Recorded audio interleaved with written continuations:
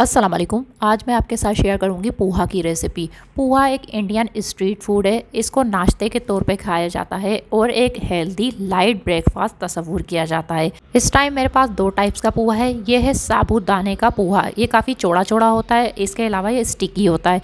इसको बनाना काफ़ी आसान होता है। इसके अलावा जो है इसको फ्राई करके भी खाया जाता है। ये मैंने दुबई से लिया था, आपको यहाँ पर नहीं मिलेगा। और ये है दूसरे टाइप्स का पोहा। ये फ्लैटेंड राइस है। ये राइस से तैयार किया जाता है। इसके अलावा ये आपको इम्तियाज़ से मिल जाएगा, लेकिन यहाँ पे एक ही टाइप्स आपको मिलेगी। इसकी भी टाइप्स होती हैं। एक मीडियम क्वालिटी का होता है, एक अच्छी क्वालिटी का होता है और एक बिल्कुल लो क्वालिटी का होता है। हमारे यहाँ सिर्फ आपको एक ही क्वालिटी का मिलेगा, क्योंकि पाकिस्तान में इतना इसको खाया नहीं जाता। और इंडिया में आप देखें वहाँ पे जगह जगह पर मतलब कि स्ट्रीट फूड है, ये वहाँ का नाश्ता है ये। और इसके अलावा इंडिया के अलग अलग स्टेट में इसको अलग अलग तरीक़ों से बनाया जाता है। अच्छा जी, यहाँ पे मैंने इसको 2 से 3 पानी से वॉश कर लिया है। और इस पर आपने हाथ नहीं लगाना, मतलब कि इसको हाथ से मल मल के नहीं धोना। सिर्फ आपने इसके ऊपर से इस तरह से पानी बहाना है। तो इसके ऊपर देखें मैंने छन्नी रखी है और छन्नी के ऊपर ये पोहे को डाल के आपने इस तरह से बस इसको वॉश कर देना है। अच्छा, और इसको जड़वा बोला जाता है। जड़वा और जिड़वा बोला जाता है। बनने के बाद ये पोहा कहलाता है। बस यहाँ पे पोहे को मैंने वॉश कर लिया है और ये पानी हमें डिस्कार्ड कर देना है। इसका गदला पानी है।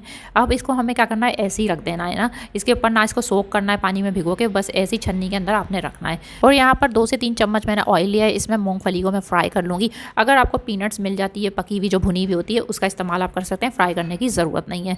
और यहाँ पर हम इसको निकाल लेंगे। अब इसी तेल में जो इसका तेल बचा हुआ है, मैं इसी में क्या करूँगी, राई दाना डाल दूँगी। थोड़ा सा राई दाने को आपने तड़कने देना है। राई दाना जब फटने लग जाए तभी आपने दूसरी चीज़ें इसके अंदर ऐड करनी है। इस तरह से मत करिएगा कि राई दाना तड़कता नहीं है और लोग उसके अंदर ऐड करना शुरू कर देते हैं। इस तरह से कड़वापन आ जाता है। तो यहाँ पे मैंने मीठा नीम, जिसको कड़ी पत्ता कहते हैं, वो भी ऐड कर दिया है। अदरक डाल दिए थोड़ी सी, और यहाँ पे हरी मिर्ची डाल दी है। अब यहाँ पे ऑप्शनल ये है कि आप सब्जियों का इस्तेमाल कर सकते हैं। मैं यहाँ पे बना रही हूँ कांदा भुआ। तो कांदा मतलब प्याज कहा जाता है, और यहाँ पे मैंने चॉप प्याज डाल दिया। प्याज का इस्तेमाल ज़्यादा किया जाता है, तभी वो कांदा भुआ कहलाता है। थोड़ी सी हल्दी डाल दी है, लाल मिर्ची डाल दी है थोड़ी सी। इसके अलावा मैंने यहाँ पे नमक डाल दिया है। आप चाहें तो यहाँ पे आमचूर पाउडर डाल सकते हैं, और डालना लाजमी है क्योंकि खटास आती है, उसका अच्छा एक टेस्ट आता है आमचूर पाउडर का, जिसको खटाई पाउडर भी बोलते हैं। अब यहाँ पे मैंने थोड़ा सा कच्चापन हल्दी का दूर कर दिया है। प्याज जो है सौते हो चुकी है।